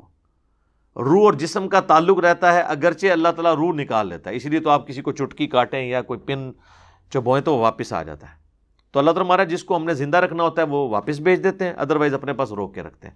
تو یہاں پہ توفع دو چیزوں کے لیے آیا، نیند کے لیے اور الٹیمیٹ موت کے لیے. بخاری و مسلم دونوں میں حدیث ہے نا کہ نبی علیہ السلام جب سو کر اٹھتے تھے تو دعا مانگتے تھے، الحمدللہ الذی احیانا بعدما اماتنا والیہ النشور. تمام تعریفیں اس اللہ کے لیے ہیں جس نے موت کے بعد ہمیں دوبارہ سے زندگی دی اور ہم نے لوٹ کر اسی کی طرف جانا ہے. اور صحیح بخاری میں سوتے وقت کی دعا کیا ہے؟ اللہم باسمک اموت و احیا، یہ بھی لفظ درست ہے، اور اللہم باسمک اموت و احیا یہ بھی درست ہے. اے اللہ میں تیرے نام پر جیتا اور مرتا ہوں. یعنی یہ موت ہے نا، موت کی بہن ہے نا نیند، تو نیند بھی ایک توفع ہے. تو بیسیکلی دو توفع تو ہو گئے مینلی. ایک ہو گیا موت جس میں روح واپس ہی نہیں آتی، اور ایک ہو گئی نیند جس میں اٹھتے وقت دوبارہ سے روح واپس آ جاتی ہے. اور تیسرا توفع جو عیسیٰ علیہ السلام کے کیس میں ہوا وہ ایسا کمپلیٹ توفع ہے کہ جسم سمیت اٹھا لیا اللہ تعالیٰ نے. اس کی اور کوئی مثال موجود نہیں ہے. اس کی مثال قرآن میں وہ کہنا جی توفع کی کوئی اور مثال دیں، جب عیسیٰ علیہ السلام خود ہی یونیک ہیں، ان کی مثال کہاں سے دی جائے؟ میں اب آپ کو اور کس نبی کی مثال لا کے دوں عیسیٰ علیہ السلام کے مقابلے پر جو شیر خارگی میں بولا ہو؟ تو وہ عیسیٰ علیہ السلام کی یونیک ایک پرسنالٹی ہے. کوئی اور پیغمبر جو کلمت اللہ اور روح اللہ ہو؟ کوئی نہیں ہے. جو اللہ کے اذن سے مردوں کو زندہ کر دیتا ہو؟ کوئی نہیں ہے. لہذا یہ ڈیمانڈ کرنا جی اور بھی کوئی توفع کی مثال لائیں تو نہیں. اب آج وہ جو میں نے لفظ بولا تھا نا کہ اس کے اندر آیا، اس کا میں نے جو لفظی ترجمہ کیا تھا، اذ قال اللہ یا عیسیٰ انی متوفیک، یاد کرو وہ وقت جب اللہ تعالیٰ نے فرمایا کہ اے عیسیٰ انی متوفیک، بے شک میں تجھے توفی کروں گا، ورافعک الی، اور میں تجھے اٹھا لوں گا اپنی طرف. تو یہ اٹھانا یہ چیز شو کر رہا ہے کہ وہ توفی کوئی ایکسٹرا آرڈنری توفی ہوئی ہے، وہ موت والی توفی نہیں ہے. یہ توفی ایسی توفی ہے جو ایکسٹرا آرڈنری ہے. اور یہ ہم اس کو ماننے کے لیے اس لیے تیار ہو رہے ہیں کہ اس کی ڈیٹیلز پھر سورہ نساء کے اندر آئی ہیں جو دوسرا ریفرنس ہے. سورہ نساء کی آیت نمبر ہے 157 سے 159. یہودیوں کے جرائم کی لسٹ اللہ نے گنوائی ہے، اس میں سے ایک جرم یہ، وَقَوْلِهِمْ إِنَّا قَتَلْنَا الْمَسِيحَ عِيسَى ابْنَ مَرْيَمَ رَسُولَ اللَّهِ، اور ان کا یہ قول کہ انہوں نے قتل کر دیا عیسیٰ ابن مریم کو جو اللہ کے رسول تھے. یعنی رسول تو اللہ کی حفاظت میں ہوتے ہیں، انبیاء ضرور قتل ہوئے ہیں. رسولوں کے بارے میں اللہ کا قاعدہ ہے کتب اللہ لأغلبن انا ورسلی، یہ اللہ نے اپنی ڈیسٹنی میں، تقدیر میں طے کر دیا کہ میں اور میرے رسول غالب رہیں گے. تو رسول کبھی قتل نہیں ہوتا، انبیاء قتل ہوئے ہیں. اس لیے کہ رسول تو آگے یہ دھمکی لگاتا ہے کہ مجھے مانو، نہیں مانو گے تو بڑے دن کا عذاب آ پکڑے گا. اور بڑے دن کا عذاب آنے سے پہلے انبیاء کو ہی وہ اگر رسولوں کو ہی قتل کر دیں تو نعوذ باللہ پھر رسالت سٹیک پہ لگ جائے گی. تو جتنے رسول ہیں آپ دیکھیں اللہ نے ہمیشہ ان کو بچایا ہے. نوح علیہ السلام، لوط علیہ السلام، شعیب علیہ السلام، یہ سب رسول ہیں جنہوں نے دھمکی لگائی اللہ کے بہاف میں. لیکن اس کے اگینسٹ حضرت زکریا علیہ السلام، حضرت یحییٰ علیہ السلام وہ صرف نبی تھے کسی اور رسول کے پیروکار تھے، نبی تھے، رسول بن کے نئی شریعت لے کر نہیں آئے تھے، اس لیے اللہ تبارک و تعالیٰ نے ان کی اس طرح ایکسٹراڈنری حفاظت نہیں فرمائی، ان کو شہادت کا درجہ ملا۔ ہمارے نبی علیہ السلام بھی رسول تھے، اللہ نے ان کی ایکسٹراڈنری حفاظت فرمائی اور غلبہ فرمایا۔ بہرحال آپ کی دعا قبول ہوئی، بخاری و مسلم دونوں میں حدیث ہے، اے اللہ میں تیری راہ میں، میری خواہش ہے کہ تیری راہ میں قتل کیا جاؤں، پھر زندہ کیا جاؤں، پھر قتل کیا جاؤں، پھر زندہ کیا جاؤں، پھر قتل کیا جاؤں۔ تو اللہ تعالیٰ نے آپ کی ایک خواہش پوری کر دی۔ وہ صحیح بخاری میں آتا ہے کہ غزوہ خیبر کے موقع پر جو آپ کو زہر دیا گیا تھا، 4 سال کے بعد وہ جو یہودیہ نے آپ کی دعوت کی تھی، تو وہ زہر کا اثر عود کر آیا اور آپ کو شہادت کی موت نصیب ہوئی، اور یہ آنرری طور پر ہے، ورنہ تو زہر کا اثر 4 سال بعد آنے کیا، اس وقت کتنے صحابہ اس زہر کی وجہ سے شہید ہو گئے تھے۔ سنن نبی داؤد میں پوری ڈیٹیل آتی ہے، پھر اس یہودیہ کو قتل بھی کروایا گیا تھا قصاص کے طور پر۔ نبی علیہ السلام کی اللہ تعالیٰ نے حفاظت فرمائی، بل وہ دعا قبول ہوئی، شہادت کا درجہ آپ کو اس حوالے سے مل گیا آنری طور پر۔ تو اللہ تعالیٰ ماتا یہ کہتے ہیں رسول اللہ کو قتل کر دیا، عیسیٰ ابن مریم کو، وما قتلوہ وما صلبوہ، نہ تو انہوں نے اسے قتل کیا اور نہ سولی چڑھایا، ولیکن شبہ لہم، بلکہ ان کے لیے معاملہ ایمبیگوس ہو گیا، مشتبہ ہو گیا۔ وَإِنَّ الَّذِينَ اخْتَلَفُوا فِيهِ لَفِي شَكٍّ مِّنْهُ، اور بے شک جو اس معاملے میں اختلاف کر رہے ہیں وہ شک میں مبتلا ہیں، مَا لَهُم بِهِ مِنْ عِلْم، ان کو اس کا کوئی علم نہیں ہے، إِلَّا اتِّبَاعَ الظَّنِّ، سوائے یہ کہ وہ ظن کی، اپنے گمان کی پیروی کر رہے ہیں۔ وَمَا قَتَلُوهُ يَقِينًا، اور یقیناً انہیں قتل نہیں کیا گیا۔ اب اتنے تاکید کے ساتھ بات ہو رہی ہے کہ نہ قتل کیا گیا، نہ سولی دیا گیا، بلکہ معاملہ مشتبہ ہو گیا۔ یہ بڑا آسان معاملہ تھا، اللہ تعالیٰ فرماتا کہ بلکہ وہ اپنی موت مرے اور جاؤ فلاں شہر میں ان کی قبر موجود ہے، جا کے دیکھ سکتے ہو، اتنی دنیا جا رہی زیارت کے لیے۔ تو جب معاملہ مشتبہ ہو گیا تو قبر اور مرنا تو ختم ہو گیا۔ یہاں یہ بھی آ سکتا تھا بلکہ وہ اپنی طبعی موت مر گئے، نہیں، پھر اللہ نے ریپیٹ کیا وَمَا قَتَلُوهُ يَقِينًا، یقیناً وہ قتل نہیں ہوئے، بل رفعہ اللہ الیہ، بلکہ وہ اللہ کی طرف بلند ہو گئے۔ مجھے بتائیں قرآن میں اللہ تعالیٰ نے کبھی کسی کی موت ذکر کرتے وقت یہ ذکر کیا کہ وہ اللہ کی طرف بلند ہو گیا؟ ہمیشہ ہے کہ مر گیا، توفی ہو گیا۔ تو انی متوفی کا ہم ترجمہ پھر اس لیے کرتے ہیں کہ میں تمہیں پورا پورا لے لوں گا، ہم اس کا اصطلاحی معنی کی بجائے لغت کا معنی کرتے ہیں، وہ ان آیات کی وجہ سے۔ وَكَانَ اللَّهُ عَزِيزًا حَكِيمًا، اور اللہ تعالیٰ غالب ہے، حکمت والا ہے۔ اس کے اندر ہی چھپا ہوا ہے کہ کسی کے دماغ میں اگر کیڑا آ جائے کہ یہ کیسے ہو گیا، تو اللہ غالب ہے، ہر کام کر سکتا ہے۔ کیوں کیا؟ حکیمہ، حکمت ہے، اس نے اپنی تقدیر مطلب آپ سے پوچھ کے اللہ نے طے کرنا ہے کہ کسی کو کس وقت اٹھانا ہے، کس کو کسی واپس پڑھنا ہے۔ تو کیڑی پیڑ ہے بھائی، جاؤ اپنا کام کرو۔ ابھی یہ بات ختم نہیں ہوئی۔ وَإِن مِّنْ أَهْلِ الْكِتَابِ، اور اہل کتاب میں سے کوئی نہیں بچے گا، إِلَّا لِيُؤْمِنَنَّ بِهِ قَبْلَ مَوْتِهِ، مگر یہ کہ وہ موت سے پہلے ان پر ایمان لے آئے گا۔ یہ ہی کی ضمیر حضرت عیسیٰ کی طرف جاتی ہے۔ بعض لوگوں نے کہا یہ ہی کی ضمیر نبی علیہ السلام کی طرف جاتی ہے کہ نبی علیہ السلام کی موت سے پہلے پہلے سارے اہل کتاب ایمان لے آئیں گے۔ تو سر کوئی نہیں لے کے آئے۔ وہ کہتے ہیں نہیں، وہ جب موت آنے لگتی ہے نا، اس وقت ان کو پتہ چل جاتا ہے کہ حضور سچے ہیں، تو اس وقت تو ایمان لانا فائدہ ہی نہیں دے گا۔ تو یہ بعد کے لیے ذکر ہے، کیونکہ اسی کانٹیکسٹ میں صحیح بخاری اور صحیح مسلم دونوں میں حدیث ہے۔ سیدنا ابو ہریرہ جب یہ حدیث بیان کرتے تھے نا کہ نبی علیہ السلام نے فرمایا کہ ان قریب عیسیٰ ابن مریم تم میں نازل ہوں گے، صلیب کو توڑ دیں گے، خنزیر کو قتل کر دیں گے، جزیہ موقوف کر دیں گے۔ جزیہ اس لیے موقوف ہو جائے گا کہ لوگ اسلام قبول کر لیں گے، کرسچنز بھی، اور مال کی ریل پیل ہوگی۔ اور اس میں الفاظ ہیں، پھر حضرت ابو ہریرہ کہتے تھے قرآن بھی پڑھ کے دیکھ لو، قرآن میں بھی اللہ تعالیٰ نے فرمایا ہے کہ کوئی بھی اہل کتاب میں سے نہیں بچے گا مگر یہ کہ ان کی موت سے پہلے ان پر ایمان لے آئے گا۔ یعنی جزیہ موقوف ہونے کی دلیل حضرت امام ابو ہریرہ، یعنی یہ کسی عام امام کا فتویٰ نہیں، امام ابو ہریرہ کہہ رہے ہیں، بخاری اور مسلم دونوں میں۔ تو وہ پھر یہ آیت پڑھتے تھے وَإِن مِّنْ أَهْلِ الْكِتَابِ إِلَّا لِيُؤْمِنَنَّ بِهِ قَبْلَ مَوْتِهِ۔ اب بعض لوگ کہتے ہیں یہ حضرت ابو ہریرہ کا اپنا فہم ہے، تو سر حضرت ابو ہریرہ کا فہم لینا ہے یا تم لوگوں کا لینا ہے فہم؟ ہم نے جو رسول اللہ کے ڈائریکٹ تربیت یافتہ ہیں ان کا فہم لینا ہے، تو یا کہو کہ وہ بد عقیدہ تھے، تو پھر تو ہم بھی ماننے کے لیے تیار ہیں کہ ہم بد عقیدہ ہیں، ہمیں ایسا عقیدہ مبارک ہو جو صحابہ اور اہل بیت کا عقیدہ ہے، اور تمہیں وہ عقیدہ مبارک ہو بلکہ نامبارک ہو جو تم نے خود گھڑا ہوا ہے۔ وَيَوْمَ الْقِيَامَةِ يَكُونُ عَلَيْهِمْ شَهِيدًا، اور قیامت کے دن عیسیٰ ابن مریم ان پر گواہ بن کر اٹھیں گے۔ تو یہ دو بڑے بڑے مقامات تھے سورہ آل عمران اور سورۃ النساء جو میں نے کور کیے، جو بالکل توفع کے معنی کو کلیئر کر دیتے ہیں۔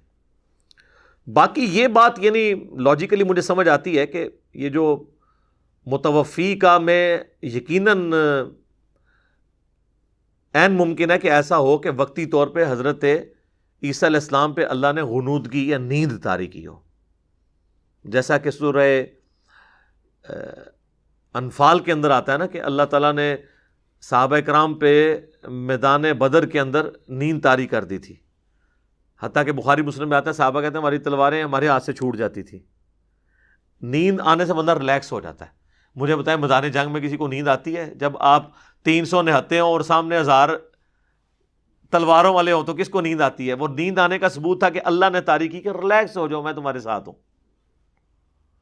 تو حضرت عیسیٰ علیہ السلام کو بھی توفی یہ والی ہوئی ہوگی کہ ان پہ نیند طاری کی، ورنہ ایک جو جاگتا ہوا بندہ ہے آپ اس کو اس طریقے سے 4 فرشتے ایک دم اٹھا کے لے جائیں تو وہ بھی آپ سمجھ سکتے ہیں کہ اچانک ایک انسان کیا رسپانس کرے گا۔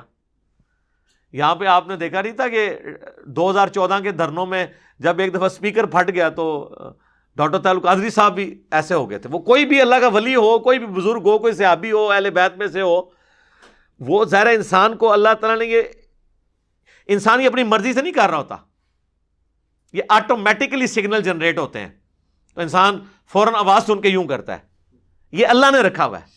جیسے آپ کسی کے چہرے کی طرف کوئی چیز بڑھائیں تو اس کی آنکھیں فوراً بند ہوتی ہیں، اب وہ جان بوجھ کے نہیں، خود نہیں کر رہا ہوتا، وہ آٹومیٹکلی ہوتی ہیں، اللہ نے سگنل کا ایسا سسٹم رکھا ہوا ہے۔ تو عین ممکن ہے کہ حضرت عیسیٰ علیہ السلام پہ غنودگی طاری ہوئی، ان کو نیند کی حالت میں اللہ نے اوپر اٹھا لیا، پھر دوسرے آسمان پہ پہنچ کے ان کو بتایا ہو کہ حضرت اب آپ پہنچ گئے یہاں پہ، اب انتظار کریں۔ اور کیا انتظار ہے کہ 33 سال کی عمر میں اٹھائے گئے ہیں، ابھی تک ان کی عمر 33 سال پہ رکی ہوئی ہے۔ وہ میں حدیثیں بتاؤں گا، نبی علیہ السلام کی ملاقات بھی ہوئی شب معراج حضرت عیسیٰ علیہ السلام سے۔ تو یہ متوفی کا ہم نے یہ والا ترجمہ جو کیا وہ قرآن حکیم میں فٹ ان بیٹھتا ہے۔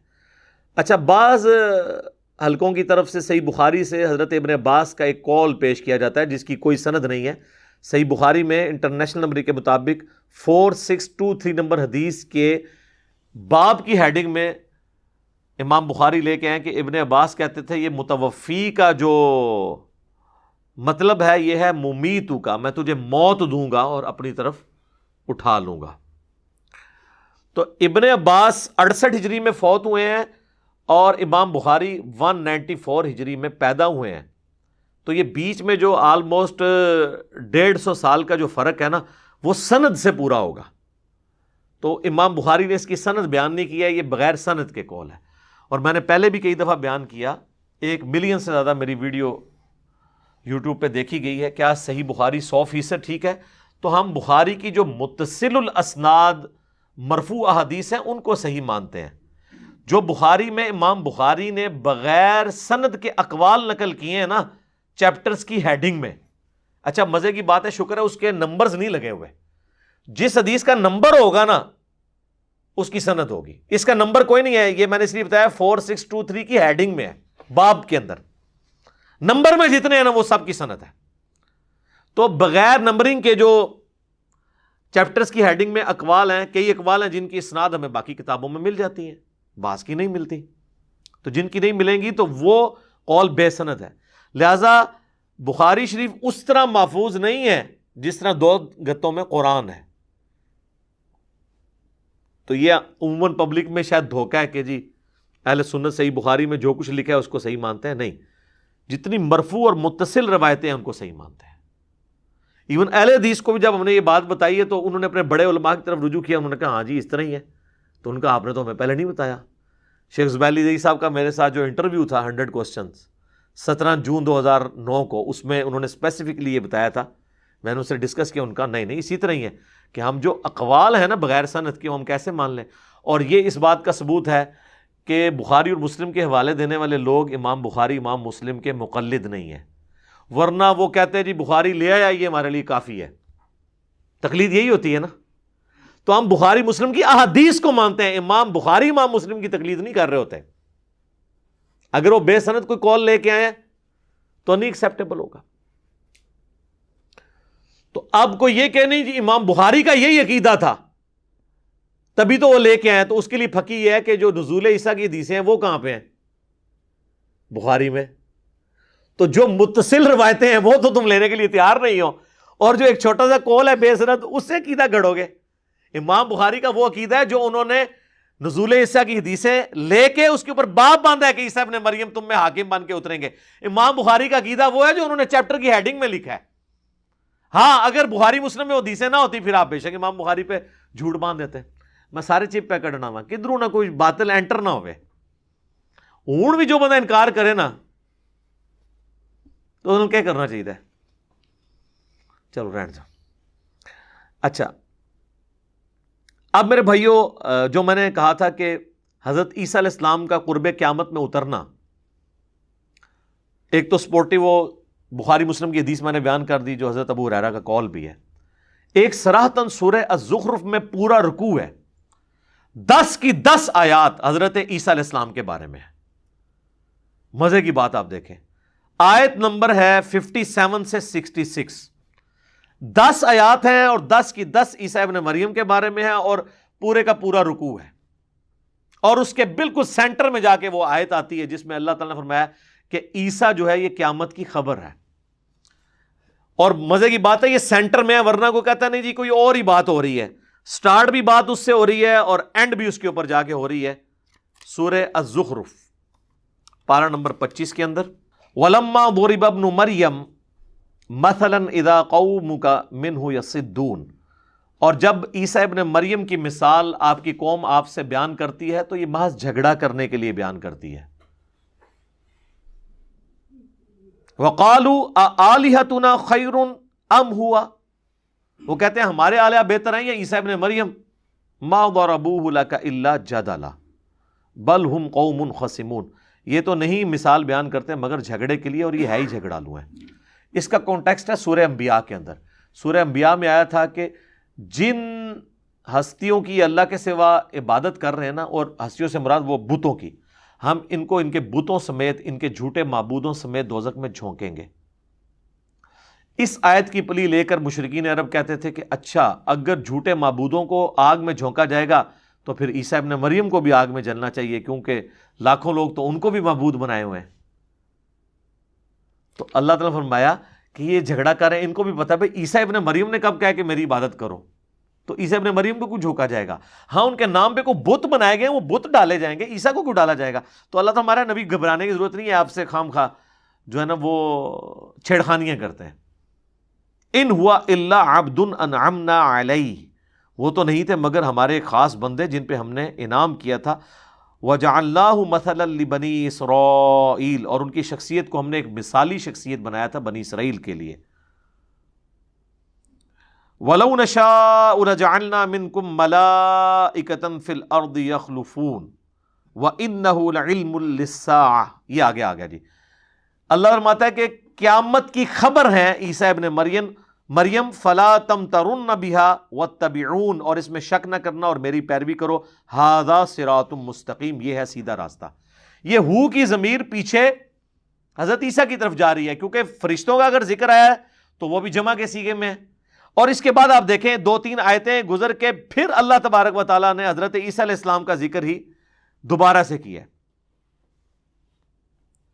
وَلَمَّا جَاءَ عِيسَى بِالْبَيِّنَاتِ قَالَ قَدْ جِئْتُكُمْ بِالْحِكْمَةِ وَلِأُبَيِّنَ لَكُمْ بَعْضَ الَّذِي تَخْتَلِفُونَ فِيهِ فَاتَّقُوا اللَّهَ وَأَطِيعُونِ. یہ 63 نمبر آیت ہے.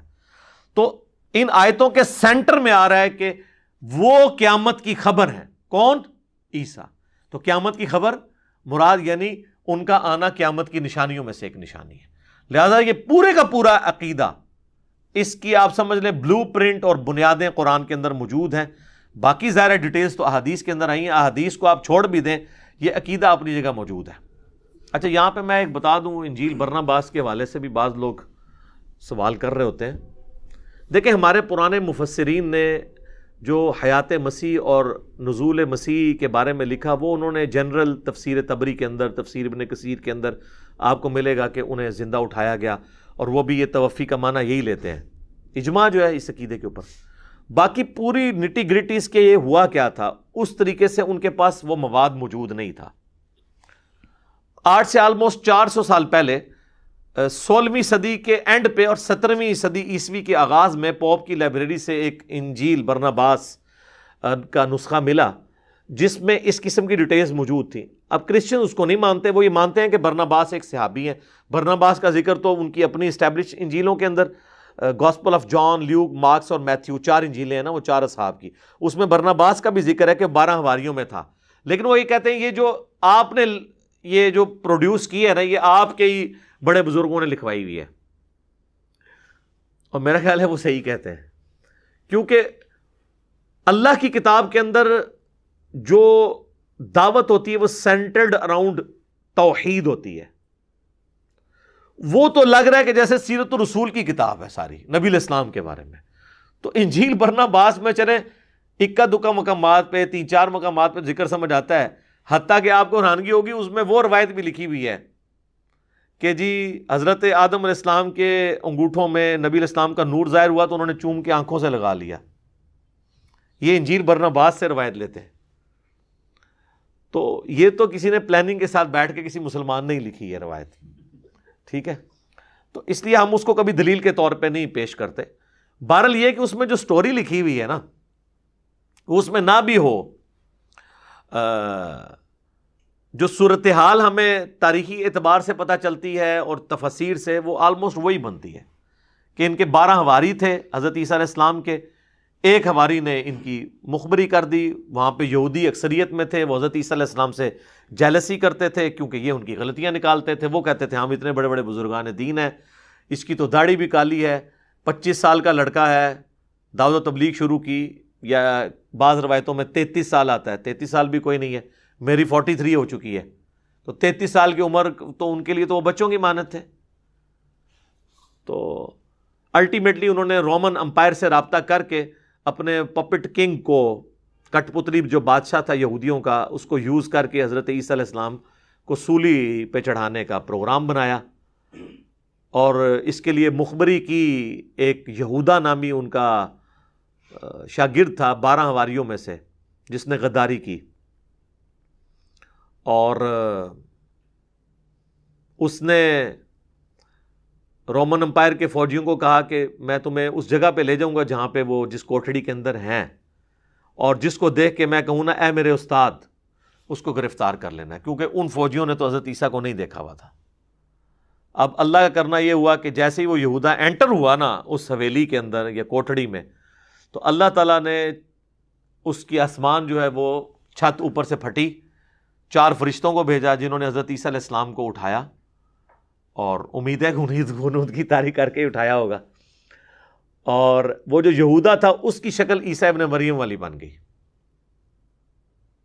اب جب وہ اندر روشنی لے کے انٹر ہوئے تو وہ یہودا ان کے ساتھ ہی تھا، تو اس کو دیکھتے ہی سب نے کہا ہے ہمارے استاد. اب وہ ظاہر اس کی تو شکل بدل چکی تھی، جو ساتھ آیا تھا وہ والی شکل رہی نہیں تھی، تو اس کو پکڑ کے انہوں نے سولی چڑھا دیا. تو کسی حد تک یہودی اور عیسائی اپنی جگہ درست ہی ہیں کہ انہوں نے ایک حضرت عیسیٰ کا ہم شکل بندہ سولی چڑھایا ہوا ہے، لیکن وہ حضرت عیسیٰ علیہ السلام نہیں تھے. جو اللہ نے کہا نا کہ ان پہ معاملہ مشتبہ ہو گیا، اللہ نے ان کو اٹھا لیا. بہرحال پھر اللہ تعالیٰ نے ان کو قیامت تک کے لیے باقی رکھا ہے. قیامت سے پہلے وہ نزول فرمائیں گے اور پھر اپنی باقی زندگی گزار کے فوت ہو جائیں گے. موت تو ان کو بھی آنی ہے. تو یہ ایک ایسی چیز ہے، ایسا عقیدہ ہے جس کو یہودی، عیسائی، مسلمان سارے مان رہے ہیں. تو اہل کتاب جتنے بھی ہیں، چاہے وہ اولڈ ٹیسٹمنٹ کے ماننے والے یہودی ہوں، نیو ٹیسٹمنٹ کو ایڈ کر لیں بیچ میں، اس کو ماننے والے عیسائی ہوں یا اس فائنل ٹیسٹمنٹ قرآن کو ماننے والے مسلمان ہوں، ہم سب اہل کتاب ہیں نا، اللہ کی آئی ہوئی کتاب کو مانتے ہیں اور دین ابراہیمی کے پیروکار ہیں، سب کے سب عیسیٰ ابن مریم کے بارے میں یہ عقیدہ رکھتے ہیں کہ انہوں نے قرب قیامت میں دنیا میں واپس آنا ہے۔ صدیوں تک جی دشمنی رہی ہے یہودیوں کی اور عیسائیوں کی، وہ جینون دشمنی تھی۔ عیسیٰ علیہ السلام کو کیا درجہ دیتے ہیں نصارہ اور کرسچنز؟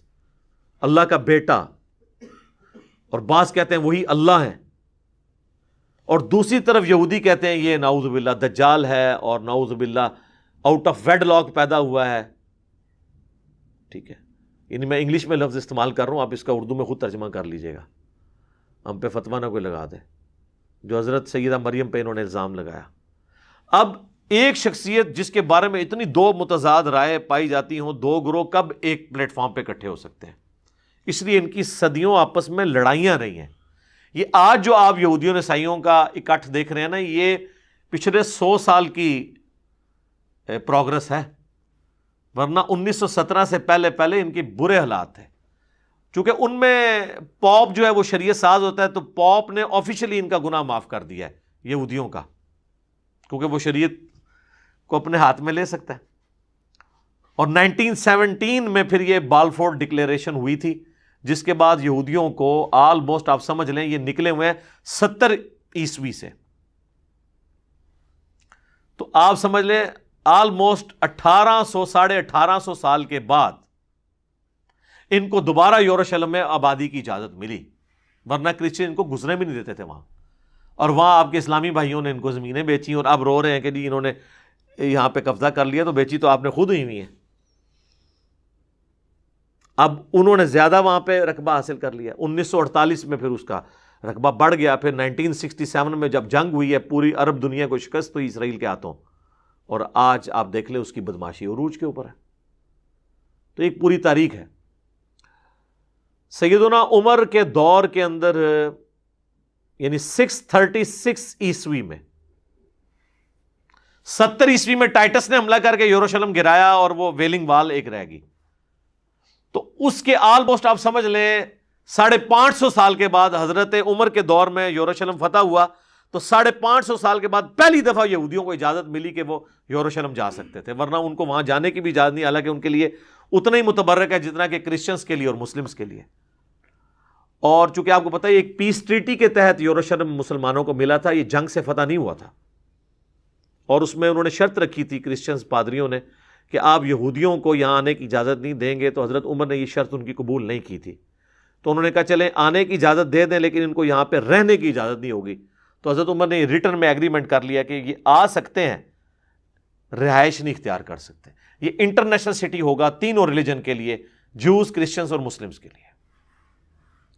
اور سلطنت عثمانیہ نے آلموسٹ 1300 سال تک، بیچ میں کچھ عرصہ 90 سال کے لیے یہ کرسچنز کے پاس گیا، پھر صلاح الدین ایوبی نے دوبارہ حاصل کر لیا تھا، تو آلموسٹ ان 1300 سال میں 1200 سال مسلمانوں کے پاس یروشلم رہا ہے، مسلمانوں نے کبھی یہودیوں کے اوپر پابندی نہیں لگائی۔ یہ حضرت عمر کا احسان ہے قیامت تک کے لیے یہودیوں کے اوپر، لیکن ان کی خواہش یہ تھی ہم وہاں پہ آباد بھی ہوں، اس کے لیے پھر سلطنت عثمانیہ کو انہوں نے ختم کروایا۔ پہلے تو رشوتیں دی، سلطنت عثمانیہ جو ہے نا وہ اپنی ساری کمزوریوں کے باوجود حضرت عمر والے ایگریمنٹ کے اوپر پیچھے ہٹنے کے لیے تیار نہیں ہوئی، حتیٰ کہ ان کو ختم کیا گیا پہلی جنگ عظیم کے بعد۔ اور آپ دیکھ لیں اسی کے فوراً بعد 1917 میں بالفور ڈکلیریشن ہوئی، 1948 میں اسرائیل جو ہے وہ بن گیا، اور 1967 میں 67 میں اس کی حدود اتنی پھیل گئیں، اور آج آپ دیکھ لیں وہ اکیلا بدماش ہے وہاں پہ۔ لیکن ابھی بھی وہ اکیلا کچھ نہیں ہے، پیچھے کرسچنز کی سپورٹ ہے، امریکہ کی۔ وہ بھی سورہ آل عمران میں اللہ تعالیٰ نے فرمایا کہ یا تو اللہ ان کو سہارا دے دے یا عوام کا سہارا مل جائے تو یہ قائم رہیں گے، ادروائز یہودی خود اپنے پاؤں پہ کبھی بھی قائم نہیں رہیں گے۔ تو ابھی ان کو لوگوں کا سہارا ہے نا کرسچنز کا، اور کچھ مسلمانوں کی بیوقوفیوں کا سہارا ہے ان کو، تو اس کی وجہ سے وہ قائم ہے۔ تو یہ میں نے ساری چیزیں کور کر دیں۔ اب اینڈ پہ میں وہ 10 احادیث مختصر کر کے آپ کو بیان کر دیتا ہوں۔ آپ کو زیادہ شوق ہے تو مشکات المصابیح کی 3ری جلد میں جا کے آپ نزول مسیح علیہ السلام سے متعلق احادیث پڑھ سکتے ہیں، اور ہم جو ختم نبوت والی کتاب PDF کی فارم میں بھی رکھی ہوئی ہے شیخ زبیر لزئی صاحب کی، اس کے اندر بھی ایک پورا مضمون چھپا ہوا ہے. تو 10 صحیح الاسناد احادیث تلک عشرۃ کاملہ میں بیان کر دیتا ہوں تاکہ آپ کو یہ پورا معاملہ کلیئر ہو جائے. پہلی حدیث بخاری اور مسلم دونوں میں ہے، جو میں نے آلریڈی بیان کی ہے کہ اللہ کی قسم عیسیٰ ابن مریم تم میں ضرور اتریں گے، صلیب کو توڑ دیں گے، خنزیر کو قتل کر دیں گے، جزیہ موقوف کر دیں گے، اور پوری دنیا کے اندر یعنی امن ہو جائے گا. کرسچنز بھی اسلام قبول کر لیں گے، جزیہ موقوف ہو جائے گا، اور مال کی ریل پیل ہوگی. اور پھر حضرت ابو ہریرہ نے سورہ نساء کی آیت نمبر 159 تلاوت کی کہ اہل کتاب میں سے کوئی نہیں بچے گا مگر یہ کہ وہ ان کی موت سے پہلے پہلے ان پر ایمان لے آئے گا. یعنی جب وہ دوبارہ آئیں گے نا تو اس وقت جب ان کو موت آنی ہے تو اس سے پہلے پہلے اس وقت کے اہل کتاب ان پر ایمان لے آئیں گے. دوسری حدیث بھی بخاری اور مسلم میں ہے. نبی علیہ السلام نے فرمایا اس وقت تمہاری کیا شان ہوگی جب عیسیٰ ابن مریم تم میں اتریں گے اور امام تم میں سے ایک شخص ہوگا، یعنی امام محمد مہدی. تیسری حدیث صحیح مسلم میں ہے کہ نبی علیہ السلام نے فرمایا کہ میری امت کا ایک گروہ قیامت تک حق پر قائم رہے گا، اور قیامت کے قریب اسی مسلمانوں کے گروہ کا امام جو ہے وہ اس کی موجودگی میں یعنی صفیں بن چکی ہوں گی، تو عیسیٰ ابن مریم آئیں گے تو وہ امام کہے گا کہ آپ نماز پڑھائیں، تو عیسیٰ ابن مریم کہیں گے کہ نہیں، یہ اس امت کی فضیلت ہے کہ تم میں سے بعض کے امام ہیں، امامت تم کرو. پھر عیسیٰ ابن مریم ان کے پیچھے نماز پڑھیں گے. بل یہ ایک ہی نماز ہے جو عیسیٰ ابن مریم نے امام مہدی کے پیچھے پڑھنی ہے، باقی ساری پھر حضرت عیسیٰ علیہ السلام لیڈ کریں گے، کیونکہ ظاہر ہے ان کا مرتبہ ان سے زیادہ ہے.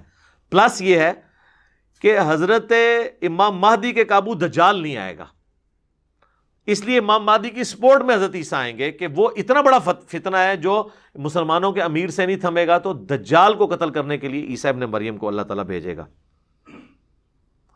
اور وہی چوتھی حدیث ہے صحیح مسلم میں کہ نبی علیہ السلام نے فرمایا کہ قیامت کی جو 10 نشانیاں ہیں نا، ان میں سے آپ نے وہ 10 نشانیاں گنوائی. چوتھی فرمایا دجال کا خروج ہے، اور 5ویں فرمایا وَنُزُولِ عِیسیٰ ابن مریم صلی اللہ علیہ وسلم، اور عیسیٰ ابن مریم صلی اللہ علیہ وآلہ وسلم نزول کریں گے. عیسیٰ کے لیے صلی اللہ علیہ وسلم کا ورڈ استعمال کیا نبی علیہ السلام نے، لہٰذا یہ درود جو کہتے ہیں نا یہ محدثین کی بدعت ہے، نہیں، یہ سنت ہے. درود صحیح مسلم میں حدیث میں موجود ہے الفاظ. 5ویں حدیث بھی صحیح مسلم میں ہے کہ نبی علیہ السلام نے فرمایا کہ دجال کا ظہور ہوگا تو حضرت عیسیٰ علیہ السلام 2 زرد چادروں میں، ایک تہمد اور ایک اوپر چادر، دمشق کے مشرقی کنارے کے اوپر مینار پر یعنی وہ اتریں گے، دونوں ہاتھ رکھے ہوئے، یعنی وہ زندہ اوپر سے اتر رہے ہوں گے، اور ان کی سانس سے دجال نمک کی طرح پگھلنا شروع کر دے گا، اور وہ اس کا دجال کا پیچھا کریں گے حتیٰ کہ اسے مقام میں لد پر جا کر قتل کر دیں گے. یہ لد ابھی بھی بہت بڑا سٹی ہے، اور آلموسٹ آج سے 50-60 سال پہلے اسرائیل نے انٹرنیشنل ایک ایئرپورٹ بہت بڑا بنایا اس لد ایک گمنام سی جگہ کے اوپر. وہ شہر بھی ابھی آباد ہوا ہے، وہ ایک قصبہ ہی تھا. تو وہ اثرات نظر آ رہے ہیں، ہو سکتا ہے کہ وہ اپنے بوئنگ یا ایئر بس میں فرار ہو رہا ہو، حضرت عیسیٰ علیہ السلام پیچھے سے پہنچ جائیں اور ایئرپورٹ کے اوپر اسے قتل کر دیں انشاءاللہ. 6ٹھی حدیث ہے صحیح مسلم میں کہ نبی علیہ السلام فرمایا کہ دجال جب دنیا میں آئے گا تو 40 تک رہے گا. اب راوی کہتے ہیں مجھے یاد نہیں رہا کہ وہ 40 دن تھے، 40 ہفتے تھے، 40 مہینے یا 40 سال. 40 دن بھی ہوں تو بہت زیادہ ہے، فتنہ ہی بہت بڑا ہے. مکے اور مدینے کے سوا ہر جگہ جائے گا، اور عیسیٰ ابن مریم نازل ہو کر اسے قتل کریں گے، اور وہ عروہ ابن مسعود کے ہم شکل ہیں. عبداللہ ابن مسعود کے ایک بھائی تھے عروہ بن مسعود، ان کے ہم شکل ہیں حضرت عیسیٰ علیہ السلام، بلکہ وہ ان کے ہم شکل ہیں. اچھا، 7ویں حدیث سنن نسائی کے اندر ہے، امام بخاری نے اپنی تاریخ میں بھی صحیح سند سے نقل کی ہے کہ 2 گروہوں کو اللہ نے آگ سے نجات دے دی ہے. ایک جو غزوہ ہند کرے گا، یہ یعنی غزوہ ہند قرب قیامت میں ہونا ہے. یہ ہر ایک غزوے کو ہند بنا کے تو چندہ بٹورنا اور عوام کو بت بنانا، اللہ کا خوف کریں، یہ قرب قیامت میں ہے. اور دوسرا وہ گروہ جو عیسیٰ ابن مریم کے ساتھ مل کے دجال کے خلاف قتال کرے گا. اچھا، یہاں پر میں وہ جو مسلم شریف کی حدیث بیان کی تھی نا، اس کا ایک طریق مسلم میں اور بھی ہے، جس میں الفاظ ہیں کہ وہ راوی حدیث کہتا ہے کہ عیسیٰ ابن مریم تم میں اتریں گے اور کتاب اللہ اور تمہارے نبی کی سنت کے مطابق تمہیں چلائیں گے۔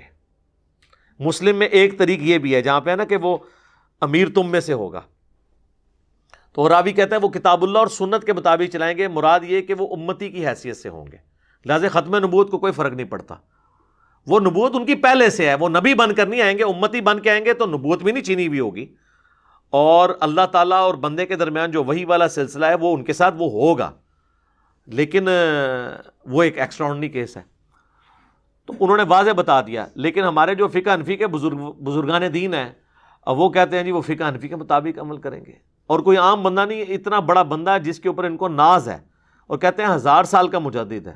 ویسے 1000 سال کا مجدد بھی انہوں نے اپنے آپ کو خود ڈکلیئر کیا ہے۔ شیخ احمد سرہندی نے، جسے مجدد الف ثانی کہتے ہیں، ان سے پوچھا گیا یہ 1000 سال کا مجدد کیا ہوتا ہے، کیونکہ وہ تو ابو داؤد میں حدیث ہے کہ اللہ تعالیٰ میری امت میں ہر 100 سال میں ایک مجدد بھیجے گا، تو 100 سال والی تو حدیث ہے جو دین کی تجدید کرے گا، جو پہلے مجدد عمر بن عبدالعزیز ہیں اور آخری امام محمد مہدی ہیں، وچ والے سارے دے اپنے اپنے نے، دو پہ امت متفق ہے۔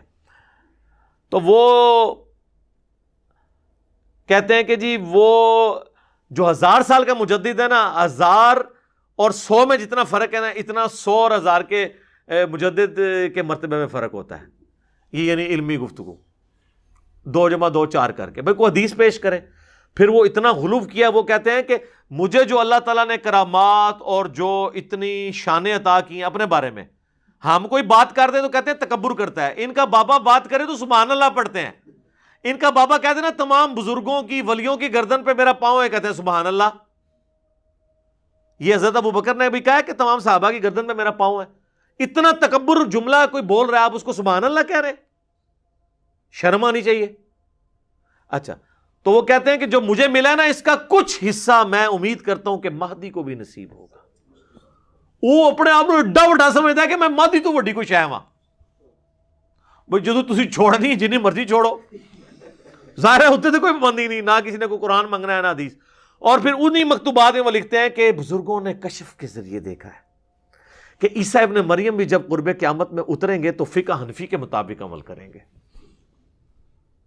فقہ حنفی تو ابھی مسلح آپ کے اٹھ چکے ہیں، 4 مسلح جو آپ نے اجماع جھوٹا کیا ہوا تھا سلطنت عثمانیہ کے تلوار کے زور پہ، اب ایسے اٹھے ہیں کہ آج کی ینگ جنریشن کو ہم بتاتے ہیں نا تصویریں دکھا کے پرانی، تو وہ مانتے ہیں، ادھر وہ کہتے ہیں یار کعبے میں بھی ہو سکتا تھا کہ 4 مسلح امت کے وسیع تر مفاد میں ڈالے ہوئے ایک وقت میں 4 نمازیں ہوتی ہوں، یہ امت کی خدمت کی تھی، بدعت جاری کی، اٹھ گئی ہے نا، اب قیامت تک نہیں ہونا۔ انفیوں کا تو ویسے ہی نہیں ہونا، کیونکہ انفی اب 2 ہو چکے ہیں، انفی بریلوی، انفی دیوبندی، یہ آپس میں ایک دوسرے کو مسلمان نہیں سمجھتے جی۔ المحند علی المفند میں انہوں نے احمد بریلوی صاحب کو لکھا ہے ان کی پوری جماعت ایک شیطانی لشکر ہے جو ہم پہ حملہ آور ہوا ہے، اور حسام الرحمن میں احمد بریلوی صاحب نے لکھا ہے کہ علماء دیوبند کے بارے میں لکھا ہے کہ یہ سب کے سب مرتد اور واجب القتل ہیں جن پہ میں نے فتوے لگائے ہیں، اور اس پہ اجماع ہے کہ یہ دین سے خارج ہے۔ تو انشاءاللہ حنفی مسئلہ دوبارہ آنا نہیں ہے۔ اچھا، پھر ان کو نا شیخ احمد سرہندی کو شرم آئی کہ میں عیسیٰ ابن مریم کو نیچے لگا رہا ہوں اپنے بابا جی کے، انہوں نے کہا نہیں، اصل میں عیسیٰ بھی اجتہاد کریں گے اور ان کا اجتہاد امام حنیفہ سے مل جائے گا۔ وہ کیڑا اجتہاد کرنا ہے انہوں نے؟ آج کے اجتہادات جو ہے نا وہ امام حنیفہ کو نہیں پتا۔ انتقال خون کا مسئلہ، کیمرے کا مسئلہ، کینگرو کا مسئلہ، آج کل کے تو 80% مسائل وہ ہیں جو آج کے مسائل ہیں، تو آج کا اجتہاد امام حنیفہ سے نہیں مل رہا، قرب قیامت کا اجتہاد کہاں سے؟ آپ نے کون سا اجتہاد ملانا ہے؟ اور پھر وہ کون سی ایسی بنیادی چیز ہے؟ اصل چیز تو کتاب اللہ، سنت اور اجماع ہے، تو کہانی ایک چھوڑی ہے، بس وہ لپیٹی ہوئی ہے، آپ کرتے رہے۔ تو مجھے ضمناً چیز یاد آ گئی۔ اچھا، یہ اذانیں شروع ہو چکی ہیں، اذانوں کا جواب دیں، ایک اذان کا جواب دینا ضروری ہے، بقیہ انشاءاللہ اذان کے وقفے کے بعد انشاءاللہ۔ ہاں جی، 8ویں حدیث بھی بخاری اور مسلم دونوں میں ہے کہ نبی علیہ السلام نے فرمایا کہ شب معراج دوسرے آسمان پر میری ملاقات حضرت عیسیٰ اور یحییٰ علیہم السلام سے ہوئی، اور اسی کی ڈیٹیل ہے جو مسند امام احمد میں، سنن ابن ماجہ میں اور المستدرک للحاکم میں موجود ہے۔ امام حاکم نے بھی صحیح کہا اور امام ذہبی نے بھی موافقت کی ہے کہ نبی علیہ السلام کہتے ہیں کہ جب میری ملاقات ہوئی دوسرے آسمان پر حضرت عیسیٰ علیہ السلام سے، تو باقی انبیاء سے بھی میری ملاقاتیں ہوئیں، اور میں نے ہر نبی سے پوچھا کہ قیامت کب آئے گی، تو تمام نے مجھے کہا کہ ہمیں قیامت کا علم نہیں ہے، آپ عیسیٰ ابن مریم کے پاس جائیں۔ وہ جو سورہ زخرف میں آیا نا کہ وہ قیامت کی خبر ہے، تو کہتے ہیں پھر میں نے حضرت عیسیٰ علیہ السلام سے جب پوچھا تو انہوں نے کہا کہ قیامت کا ایگزیکٹ مجھے بھی نہیں پتا، لیکن اس کی نشانی میں آپ کو بتا سکتا ہوں کہ دجال کا خروج ہوگا اور اللہ تعالیٰ مجھے زمین پہ اتارے گا اور میں اس کو قتل کروں گا۔ یہ قیامت کی نشانیوں میں سے ہے۔ ایگزیکٹلی قیامت کا مجھے بھی نہیں پتا کہ کب آنی ہے۔ نویں حدیث سنن ابی داؤد میں ہے، مسند امام احمد میں ہے، المستدرک للحاکم میں بھی ہے، اور امام ذہبی نے اس کی موافقت بھی کی ہے کہ یہ حدیث صحیح ہے، کہ نبی علیہ السلام نے فرمایا کہ تمام انبیاء آپس میں بھائی ہیں، اگرچہ ان کی مائیں مختلف ہیں، اور تمام انبیاء کی نسبت سے میری سب سے زیادہ قریبی نسبت جو ہے حضرت عیسیٰ علیہ السلام کے ساتھ ہے، کیونکہ میرے ان کے درمیان کوئی اور پیغمبر نہیں آیا، فترت کا پیریڈ ہے۔ اور پھر آپ علیہ السلام فرمایا کہ عیسیٰ ابن مریم تم میں ضرور اتریں گے، دجال کو قتل کریں گے، اور 40 سال تک وہ دنیا میں رہیں گے، اور پھر فوت ہوں گے، اور پھر مسلمان ان کا جنازہ پڑھ کے انہیں دفن کر دیں گے۔ تو اور اسی دوران انہوں نے شادی بھی کرنی ہے۔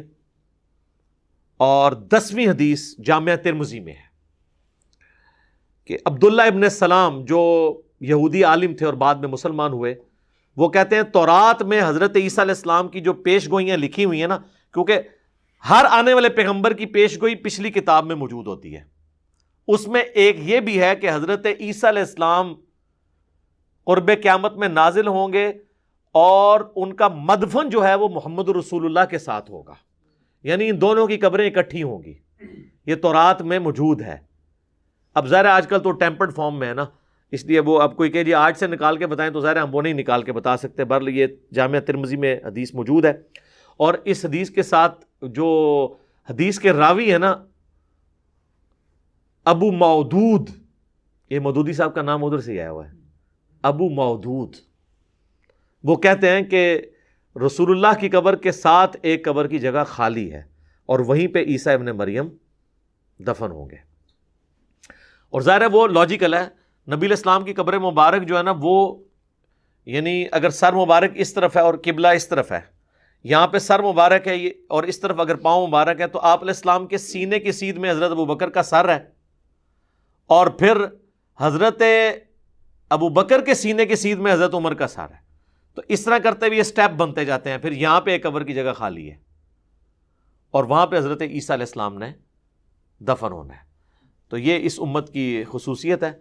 بہرحال اگر ہماری زندگی میں آتے ہیں تو اللہ تعالیٰ ہمیں حضرت عیسیٰ علیہ السلام کا اور امام مہدی کا ساتھ نصیب فرمائے، اور ان کا دست و بازو بننے کی توفیق عطا فرمائے، اور یہ وہی بنے گا جو مسلم کہلائے گا، کیونکہ بخاری مسلم میں حدیث ہے کہ وہ پتھر کے پیچھے سے آواز آنی ہے، یا مسلم، یا دیوبندی، یا بریلوی، یا اہل حدیث، یا شیعہ، یا حنفی، شافعی، مالکی نہیں آنی۔ یہ نہ ہو کہ آپ سمجھیں کہ یہ کوئی علی بھائی کی کوئی پیچھے ویڈیو چل رہی ہے مسلم مسلم، کیونکہ ہم ہی کہتے ہیں نا کہ نہ میں وابی، نہ میں بابی، میں ہوں مسلم علمی کتابی۔ تو آپ دیکھ لیں اس میں بھی الفاظ ہیں کہ مسلم۔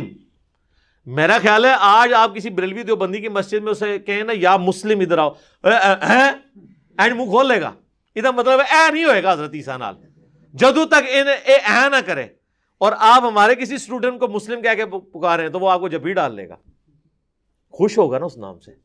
تو یہ اس چیز کا پیش خامہ ہے کہ امام مہدی نے، حضرت عیسیٰ نے اس وقت آنا ہے جب یہ سارا دجالی فتنہ، فرقہ واریت کا بھی، مولویوں کا بھی ختم ہو چکا ہوگا، اور لوگ مسلم کہلانے پہ فخر محسوس کر رہے ہوں گے، جس کی یعنی جب ہم چھوٹے چھوٹے تھے تو کوئی امید نظر نہیں آ رہی تھی، لیکن آپ کے بچے تو دیکھ رہے ہیں ساری امیدیں۔ ابھی میں اگلے دن اپنے اس کو بیٹے کو اسکول سے لے کے آیا تو وہ مجھے موٹر بائک پہ بیٹھے کہتا ہے بابا جان یہ جو ہے نا ہمارے کئی ایک جو کلاس کے اندر اسٹوڈنٹس ہیں نا، تو وہ کہتے ہیں جی وہ ہمارے ماما اور بابا بھی علی بھائی کو سنتے ہیں۔ تو یا ظاہر وہ علی بھائی تو انہوں تو انکل نہیں کہنا نا، تو کہتا ہے کہ ہماری کلاس میں بھی کافی سارے جو ہے نا وہ مسلم موجود ہیں، سنی شیعہ یہ بھی ہیں اور مسلم بھی ہیں۔ تو یعنی اب یہ حالانکہ ہم جب اسکول میں تھے تو مسلم کا تو کوئی کنسیپٹ ہی موجود نہیں تھا۔ تو یہ اللہ کا شکر ہے.